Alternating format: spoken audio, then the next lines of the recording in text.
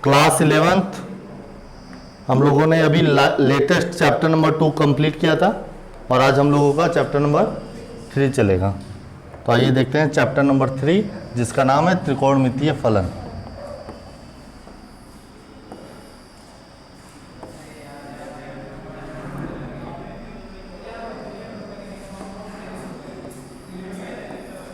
सबसे पहले वही पुरानी अवधारणाएं जो क्लास 10th में हम लोगों ने पढ़ लिया है। त्रिकोणमिति त्रिकोणों शब्द से मिलकर बना है जिसका मतलब होता है त्रिभुज और मेट्रोन का मतलब होता है मापन, यानी समकोण त्रिभुज का मापन। समकोण त्रिभुज का मापन, वही पुरानी बात। समकोण त्रिभुज कौन है? जिसमें एक कोण 90 डिग्री हो। कैसा है? 90 डिग्री। समकोण त्रिभुज के भुजाओं का मापन, ठीक, भुजाओं का मापन। अब त्रिभुज क्या दिया तो 3 भुजाओं का मापन हो गया। समकोण की 3 भुजाओं का मापन। जो 90 डिग्री है उसके सामने वाली भुजा क्या कहलाती है? कर्ण, हाइपोटेनस कहलाती है। क्या कहलाती है? हाइपोटेनस।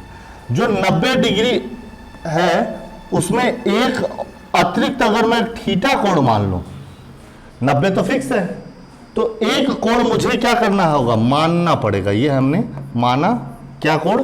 थीटा। तो दूसरा कोण हमें मानने की जरूरत नहीं है, दूसरा कोण ऑटोमेटिक कितना हो जाएगा? 90 माइनस थीटा हो जाएगा। ये आपको पता है कि नहीं? तो जो कोण आप मान रहे हो उसके सामने वाली भुजा जो है वो क्या कहलाएगी? लंब कहलाएगी। क्या कहलाएगी?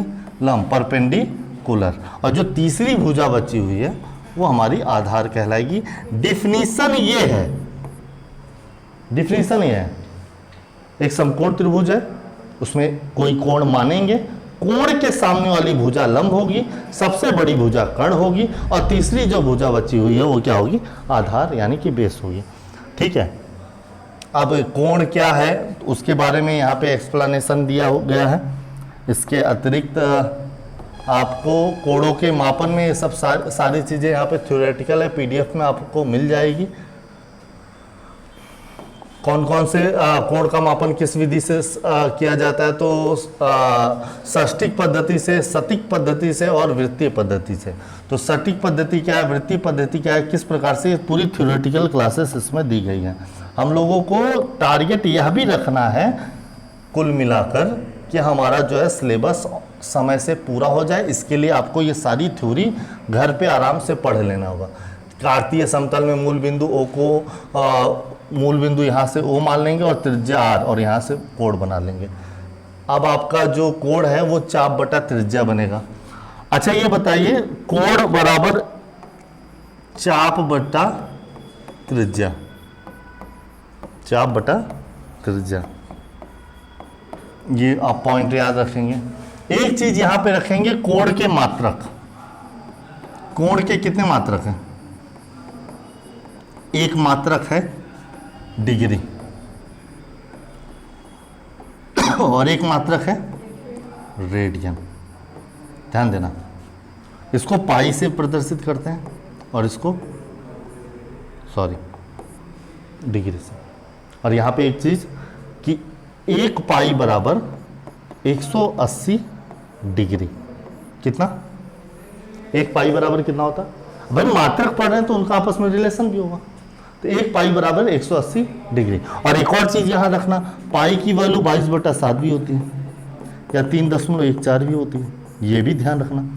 तो अगर डिग्री के साथ लिख रहे हो तो 180 लगाइए, अगर बिना डिग्री के साथ लिख रहे हो तो 22/7 लिखिए। कैसे, आगे चल के हम लोग इसको समझेंगे। नेक्स्ट क्या है?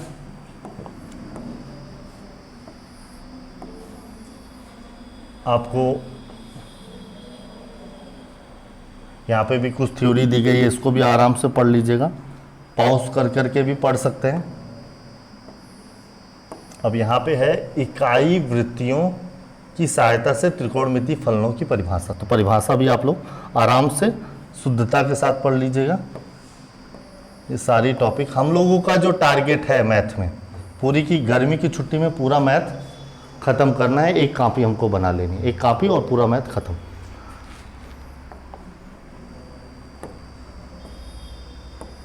यहाँ से हमारा कुछ फार्मूला जो हम लोग छोटी कक्षाओं में भी पढ़ चुके हैं उसके बारे में भी जानेंगे, जैसे tan x sin x बटा cos x होता है, sec x 1 cos x, tan x 1 cot x, sec square बराबर 1 plus tan square theta, cosec square बराबर 1 plus cot square theta, sin square plus cos square theta equal to 1, cosec square theta equal to 1 plus cot। ये सब आप लोगों ने पढ़ा है कि नहीं पढ़ा?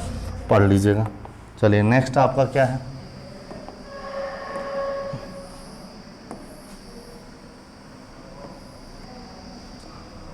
यहाँ पे आपको कैसे फार्मूला आया है उसके बारे में भी बताया, तो उसकी विशेष जरूरत नहीं, यहाँ पे सामने दिया गया है, इसको सब अपने हिसाब से देख लीजिएगा। ये आपके कुछ एग्जाम्पल आ गए हैं और इसके बाद हम लोग जो है चलेंगे अपने एक्सरसाइज पे, जो कि आज का हमारा टारगेट है कि 3.1 को क्या करना है, ख़त्म करना है। 3.1 कैसे ख़त्म होगा उसको जानने से पहले आप लोग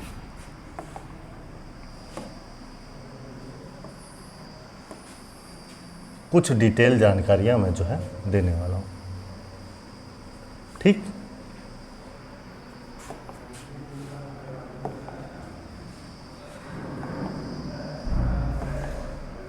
आइए, महत्वपूर्ण बिंदु।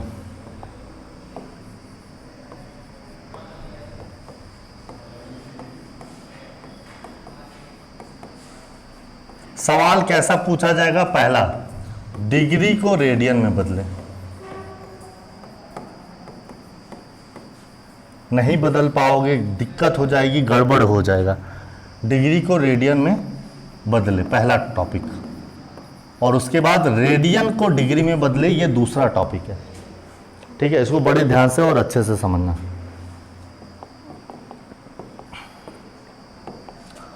डिग्री को रेडियन में बदलने के लिए ध्यान देना, डिग्री को रेडियन में बदलने के लिए एक संख्या है, उससे आपको गुणा करना पड़ेगा, वो है पाई बटा 180।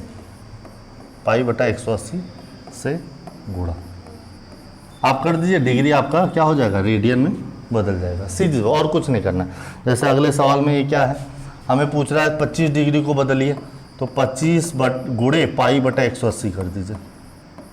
तो 50 25, 5 3 15, 5 6 30, आंसर आ जाएगा 5 पाई बाई 36। इसका आंसर हो जाएगा 5 पाई बाई 36। ना समझ में आया तो यहाँ देख लीजिए कितना आंसर आ गया, 5 पाई बाई 36। कोई दिक्कत?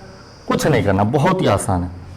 अगर आपसे पूछ रहा है कि 240 डिग्री को रेडियन में बदलिए, कोई दिक्कत नहीं, पाई बटा 180 से गुणा कर दीजिए। 240 गुणे पाई बटा 180, 0 0 कट गया, 6 3 18, 6 चौक 24, 4 पाई बाई 3।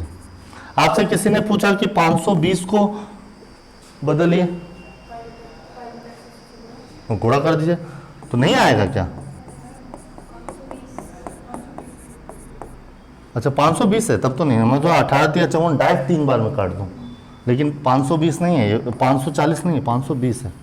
तो 0 0 काट दीजिए, 9 आ जाएगा, 26 आ जाएगा, 26 पाई बाई। कोई दिक्कत? तो आपको अगर क्या करना है, डिग्री को रेडियन में बदलना है, तो किससे गरिमा गुणा करना पड़ेगा? पाई बटा 180 से। दूसरा, अगर रेडियन को डिग्री में बदलना है, रेडियन को डिग्री में बदलना है, तो सीधी सी बात, हमें किससे कर देना पड़ेगा? 180 बटा पाई से गुणा कर लेंगे। कोई दिक्कत, कोई समस्या, कोई परेशानी, कोई झंझट? देखिए,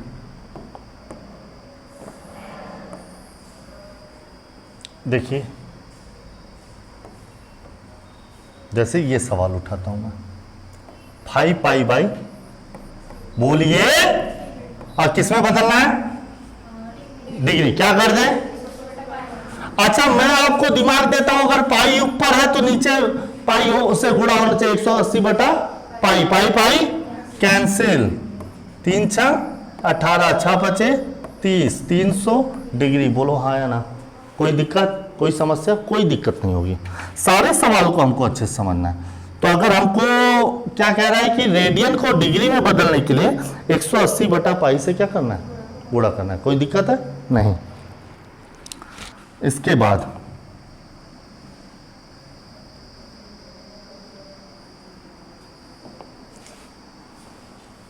तीसरा,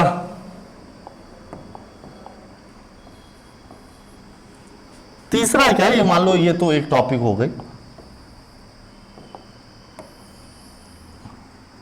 अब डिग्री का कनेक्शन, डिग्री एक बड़ा मात्रक है, तो अगर मैं पूछूं डिग्री किसका मात्रक है तो आप क्या बताने वाले, क्या बताने वाले? कोण का क्या है मात्रक, कौन है भैया? तो सबसे पहला कोण का मात्रक कौन है? कौन है? कौन है? कौन है? कौन है? कौन है?